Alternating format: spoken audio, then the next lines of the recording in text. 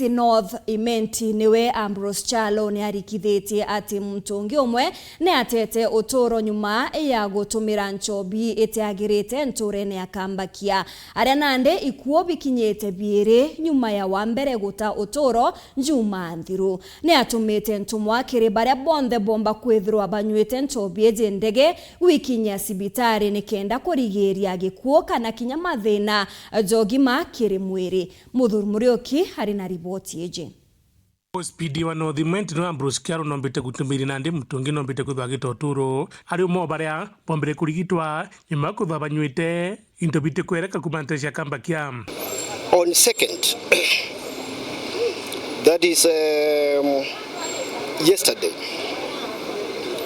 one of the victims who were treated at Gikuu Mission Hospital succumbed. His name is Samson Murithi. He was serial number 11 in those people who were treated and discharged at Gikuu Mission Hospital. When we got this report, Speedy akromba ntubara bonde peikiro sibitari ona kinya kithira ibombere kurekero na bana mtu igwaje kakumbirwa mtu akogea kairike ndamba kurigitwa. Tumeongea na village managers na machief na assistants wao. Hata saa hizi tuko na officers wako ground.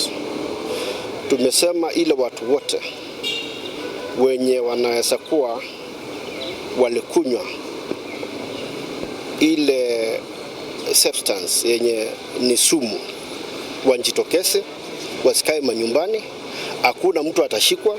Jambo la maana saa hizi ni kuhakikisha wametibiwa. Na tunawaomba wananchi, kitu kama ile kitu hujui ni nini, ni mzuri tuchunge afya zetu.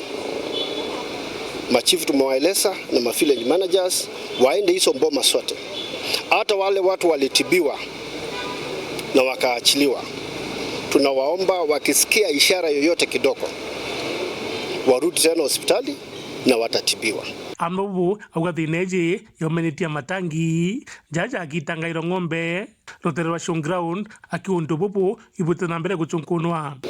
Say that a report came around alleging that people consumed changa. We know there might be some changa dens and our operations are ongoing. But this was a substance which was drained from industrial drums. We are in touch with the Meru Dairy management, and I think the matter was handed over to DCI to get to the root cause of what happened, because there must have been what we call due diligence. The drums must have been ascertained to be very clean before they were given to wananchi. Muthuri Murioki, World TV, Mutiriro Kangangi.